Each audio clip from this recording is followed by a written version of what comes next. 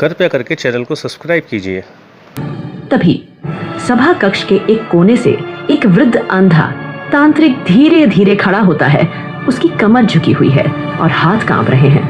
वृद्ध तांत्रिक कहता है, त्रिपुर सुंदरी का हृदय जल से बना है, उसे अग्नि दिखाओ, वो भय से खुद ही बिखर जाएगी। पर सावधान, यूसेन अब साधारण नहीं, उसने तंत्र की तीसरी सीढ़ी पार की है। उसकी चेतना अब मंत्रों से तेज है। सभी सदस्य एक साथ सिर झुकाते हैं। दुराचार्य मंत्रोच्चारण करता है, AUM माया काव्य विध्वंसाय स्वाहा, त्रिपुरा की दृष्टि मोहितम हृदय भ्रमितम प्रेम रुधिरम भवतु।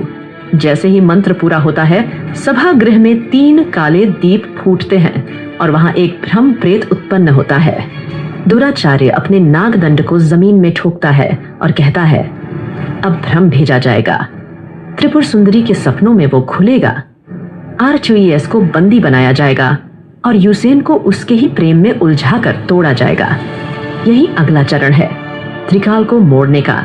दुराचार्य गूंजती आवाज में कहता है, अब हमारा युद्ध देवताओं से नहीं, सत्य से है, और जो भी सत्य बोलेगा वह शापित होगा। जय नागदंड। सभी सदस्य एक साथ मंत्रोच्चार करते हैं। नागम दंडम विक्रांतम सत्यम मर्द्यम भवतु। नागदंड के नाम पर सत्य का विनाश हो। सभा की दीवारों पर 3 आकृतियां उभरती हैं, त्रिपुर सुंदरी, यूसेन और आर्चेइस। उन पर काली राख उछाली जाती है और सभा एक स्वर में गूंजती है, स्मृति भंग, शक्ति निर्माण, युद्ध आरंभ।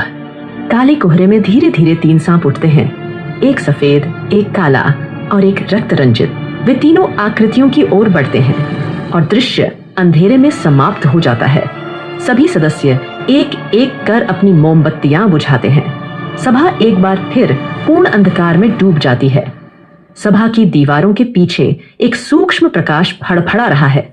वहीं कहीं आर्चआइस मौजूद है, जो सब सुन रहा है।